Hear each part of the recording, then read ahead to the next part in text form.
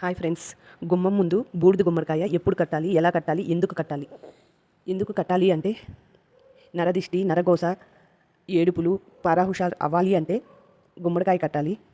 ఈ బూడిద గుమ్మడికాయ మనం కొనేటప్పుడు మొత్తం తెల్లగా బూడిద ఉండేటట్లు కొనాలి. కాడ కూడా ఉండాలి. అది పట్టుకునేటప్పుడు కాడ పట్టుకోకూడదు, ఓన్లీ కాయతో సహా పట్టుకోవాలి. ఇంటికి తీసుకొచ్చాక నీట్గా పసుపుతో రుద్ది తర్వాత స్వస్తిక్ ముద్ర వేసి చుట్టూరు కుంకుమ బొట్లు పెట్టి అలోవెరా అంటే కలమంద కూడా దానికి కడితే ఇంకా మంచిది. ఇలా కట్టడం వలన మన ఇల్లుని చూసి ఎవరైనా కానీ బాగుందని, లేదా సంథింగ్ ఏదైనా పిల్లలు బాగున్నారు అది ఇది అన్నా కానీ ఆ దిష్టి ఎనర్జీ మొత్తం, ఆ దిష్టి అంతా ఆ గుమ్మడికాయ తీసేసుకొని నెగిటివ్ ఎనర్జీని పాజిటివ్ ఎనర్జీ మనకి ఇస్తుందంట. కాబట్టి గుమ్మడికాయ కట్టడం చాలా మంచిది. మాకైతే ఫస్ట్లో మేము ఇంట్లోకి వచ్చిన ఫస్ట్లో గృహప్రవేశాన్ని కట్టాము. తర్వాత 2 days 3 daysకే కులిపోయేది. అప్పుడు పంతులు గారిని అడిగితే పంతులు గారు అన్నారు, నరదృష్టి బాగా ఎక్కువ ఉందమ్మా, ఇలా గుమ్మడికాయ మార్చి అమావాస్య రోజు కడితే మంచిది అనేసి. అందుకు అమావాస్య రోజే గుమ్మడికాయ కట్టాలి.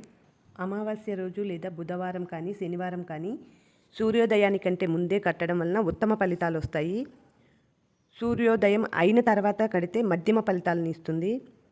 సూర్యాస్తమయం తర్వాత కడితే అధమ ఫలితాలను ఇస్తుంది. అంటే ఎటువంటి ప్రయోజనాలు ఉండదు.